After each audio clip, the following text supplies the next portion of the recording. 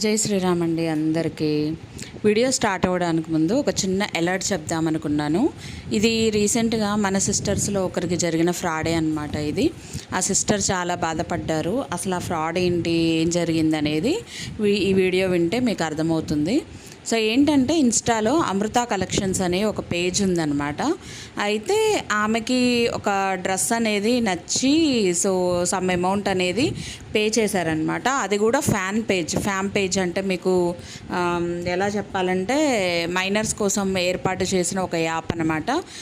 So మామూలుగా ఏంటంటే, మనందరికీ ఫోన్పే, గూగుల్ పే ఎలా ఉంటుందో, సో మైనర్స్కి వచ్చేసి ఫ్యామ్ పే అనేది ఒక అకౌంట్ అనేది ఉంటుందన్నమాట. సో ఆ అకౌంట్కి ఆ అమౌంట్ కొట్టమని చెప్పిన తర్వాత చూస్ చేసుకున్న డ్రెస్ అయితే పంపిస్తామని చెప్పారంట. సో వీళ్ళు ఆ అమౌంట్ అనేది పే చేశారు. వన్స్ పే చేసిన తర్వాత అట్లీస్ట్ వాళ్ళ నుంచి మనకి రిప్లై అనేది ఉండాలి కదా. ఓకే అండి, అమౌంట్ పడిపోయింది, సో మీకు ఆ డ్రెస్ అనేది సమ్ డేస్ తర్వాత వస్తుంది, లేకపోతే ఏదో ఒక సమ్ రిప్లై, అట్లీస్ట్ మనీ అయితే వచ్చాయి అని చెప్పేసి చెప్పాలి కదా.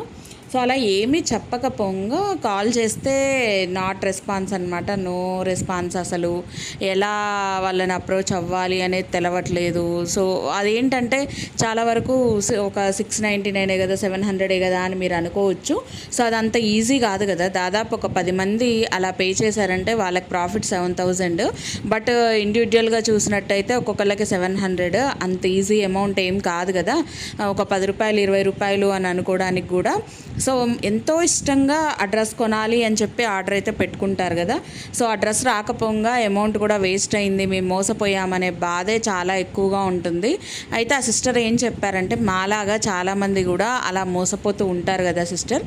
సో వాళ్ళు కొంచెం ఇలాంటి మోసాలు పోకుండా అట్లీస్ట్ అలర్ట్గా ఉంటారు అని చెప్పేసి ఈ వీడియో అయితే చేయమన్నారనమాట. నిజంగా అండి, చాలా చోట్ల కూడా ఇలా జరుగుతుంది. మీరు ఏ పేజ్ పడితే ఆ పేజ్ని ట్రస్టెడ్గా ఫాలో అయిపోయి వాళ్ళు ఏదో స్కానర్ పెడితే ఆ స్కానర్కి అమౌంట్ పంపించడం వల్ల మీరు చాలా నష్టపోతారండి.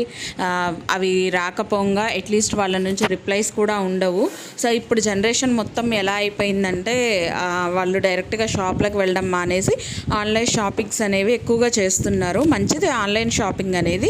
But trusted apps, trusted persons దగ్గర మీరు ఆన్లైన్ మార్కెటింగ్ చేస్తే అది బెటర్ రిజల్ట్ ఉంటుంది. కానీ ఇలా ఏ పేజ్ పడితే ఆ పేజ్ వాళ్ళు ఎక్కడెక్కడో ఫొటోస్ తీసుకొచ్చి జనాలకు నచ్చేటట్టు డిజైన్ చేసి వాళ్ళ పేజ్లోనే అది దొరుకుతుంది అన్నట్టుగా క్రియేట్ చేసి పెడుతున్నారండి. ఏఐతో జనరేట్ చేసి మరీ పిక్స్ పెట్టడం వల్ల మనం ఈజీగా మోసపోతాం అనమాట. చాలా ఇష్టంగా నచ్చుతుంది కదా ఆ డ్రెస్సెస్, అంత ఈజీగా మోసపోయి అమౌంట్ అయితే పోగొట్టుకున్నారు. కాల్ చేస్తే నాట్ రెస్పాన్స్ అనమాట. ఇలాంటి ఫ్రాడ్స్ ఇంకెవ్వరికి జరగకూడదు అనే ఉద్దేశంతో ఆ సిస్టర్ మనల్ని అయితే నాకైతే చెప్పడం జరిగిందనమాట. అలర్ట్ చేయండి అందరినీ కూడా అని చెప్పి. సో నేను ఎప్పటి నుంచో చెప్తున్నాను, కానీ అయినా సరే మనకేంటంటే మనం నమ్మేస్తాం ఈజీగా. మన బలహీనత ఏంటో చెప్పనా, మంచి వాళ్ళ బలహీనత ఏంటంటే ఈజీగా అవతల వాళ్ళని నమ్మేస్తాం మనము. అంటే ఎలా వాళ్ళని నమ్మకూడదు అనే ఆలోచన కూడా మనకు ఉండదు.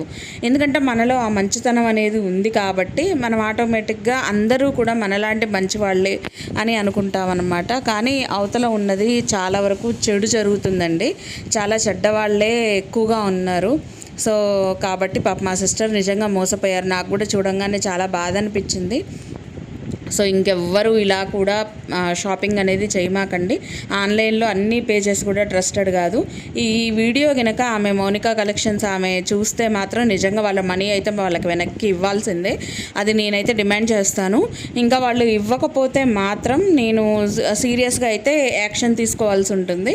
అంటే పే చేసిన అమౌంట్, స్లిప్స్ అన్నీ ఉంటుంటాయి కదా, అవన్నీ నేను ప్రూఫ్స్ పెట్టి మరీ నేను ఒక వీడియో అయితే చేయడం జరుగుతుందనమాట. సో అక్కడ దాకా రాకుండా మన వీడియో చూడంగానే ఎక్కువ ఇష్యూ అనేది కాకుండా అమౌంట్ రిటర్న్ చేయడము, లేకపోతే వాళ్ళ ఆర్డర్ అనేది వాళ్ళకి డెలివరీ చేయడము చేస్తే బాగుంటుంది. లేకపోతే ప్రతి ఒక్క డీటెయిల్ కూడా నేను వీడియోలో అయితే పెట్టడం జరుగుతుంది. ఎందుకంటే ఎవరు మోసపోకుండా ఉండడం కోసం. ఆ కలెక్షన్స్ పేజ్ చూసిన తర్వాత ఎవరు కూడా మోసపోరు కదా. సో అందుకని చెప్పేసి నేను ఈ వీడియో అయితే చేస్తున్నాను. వాళ్ళ దాకా వెళ్ళాలనే కోరుకుంటున్నాను. వెళ్ళి వాళ్ళు ఏదో ఒక డెసిషన్ తీసుకుంటే బెటర్. సో ఇదండి. అంటే నేను ఈ ఇష్యూని ముందే ఎందుకు చెప్పానంటే తర్వాత మళ్ళీ మీరు లాస్ట్లో వింటారో వినరో తెలియదు కదా, అందుకని నేను స్టార్టింగ్లోనే చెప్పేశాను. ఇప్పుడు మెయిన్ విషయానికైతే వచ్చేద్దాం. మీరు తమ్నైల్లో చూసుంటారు కదా, బిగ్ బాస్లో బాలుని, అదే ఉప్పల బాలుని నవదీప్ ఎలా అయితే విమర్శించాడో, అయితే ఈ కాలంలో ఈ జనరేషన్లో అండి తిక్క వీడియోలు చేసే వాళ్ళకి ఎక్కువ ఫ్యాన్స్ ఉన్నారు. మీరు చూడండి, ఆమె జూనియర్ సాయి పల్లవి అనే ఆమె ఆమె ఆమె ఎలా ఉంటుందంటే అసలు సాయి పల్లవికి ఇంచు కూడా మ్యాచ్ అవ్వదు. కానీ ఆమె అట్లీస్ట్ మేకప్ వేసుకోకుండా తిక్కలుగా ఏదేదో చెప్పేస్తుంది, నోటికొచ్చింది చెప్పేస్తుంది. ఆ గెస్ట్ మా ఇంటికి రమ్మన్నారు, ఈ గెస్ట్ వాళ్ళ ఇంటికి రమ్మన్నారు, సో మా ఇంటికి పెద్ద వాళ్ళు వచ్చారు, నేను నన్ను ఆ పెద్ద సినిమాల్లో తీసుకుంటా అన్నారు. రీసెంట్గా అయితే పెద్ద సినిమాలో కూడా తీసుకుంటా అన్నారంట. సో ఇలాంటి పిచ్చి చెప్పి ఏదో సెలబ్రిటీస్ మనీ వాళ్ళ కష్టాలు ఏవో వాళ్ళు పడుతున్నారు. సో వాళ్ళకి ఎక్కువ బీభత్సమైన ఫ్యాన్సే ఉన్నారు. తిక్కగా చేసే వీడియోస్కి బొచ్చడి మంది ఫ్యాన్స్ అయితే ఉన్నారు. ఫ్యాన్ ఫాలోయింగ్ లేదు అని అంటే అక్కడ మీకు ఫాలోవర్స్ లిస్టే ఉండదు. కానీ నవదీప్ అంత ఈజీగా ఎలా ఉప్పల బాలుని పట్టుకొని నువ్వేదో పిచ్చి వీడియోలు చేస్తావు, నీ తిక్క వీడియోలని అన్నీ నవ్వు రాకపోగా వెకిలిగా ఉంటాయి అని చెప్పేసి ఒక కామెంట్ అనేది విసిరేశాడనమాట. అయితే నేను కూడా నవదీప్ని ఒకటే అడగాలనుకుంటున్నాను, మీరు చేసిన చందమామ సినిమాలో అసలు మీ క్యారెక్టర్ ఏంటి? సీరియస్నెస్ ఉందా?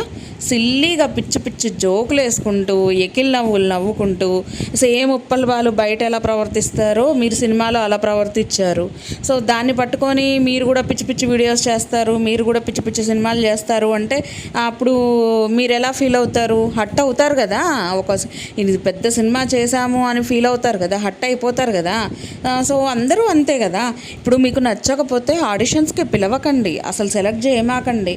అక్కడ ఒక షో దాకా మీరు రానిచ్చి ఉండకపోతే అయిపోయేది కదా. మీకు నచ్చదు అని అన్నప్పుడు అక్కడ దాకా తీసుకొచ్చి అక్కడ రిజెక్ట్ చేస్తే వాళ్ళ మైండ్ సెట్ ఎలా హట్ అయిపోతుంది చెప్పండి. అది కూడా వ్యాలిడ్ రీజన్ కాదు. మీరు చెప్పింది 100% వ్యాలిడ్ రీజన్ కాదు. తిక్క రీజన్ తోటే మీరు ఉప్పల బాలుని అయితే పంపించేశారు బ్యాక్కి. బయటకు వచ్చిన తర్వాత ఎంత పెద్ద ఇష్యూస్, ఎంతమంది సపోర్టర్స్ వీడియోస్ చేశారో మీకు తెలుసా? ఎంతోమంది సపోర్టర్స్. ఇప్పుడు అతనేమి దొంగ కాదు, లేకపోతే క్రిమినల్ కాదు, లేకపోతే ఎవరిని ఏమీ చెయ్యలేదు. అతనేదో అతని వర్షన్లో ఫ్యామిలీకి ఒక ముద్ద పెట్టడం కోసం, అది అందులో కూడా చెప్పాడు కదా, మీ ముందు కూడా చెప్పాడు, నా ఫ్యామిలీకి ఒక ముద్ద పెట్టడం కోసం నేను నాకు తోచిన వీడియోలు చేస్తున్నాను, నాకు ఏది తోస్తే అది చెయ్యగలను అని చెప్పేసి చెప్పాడు కదా.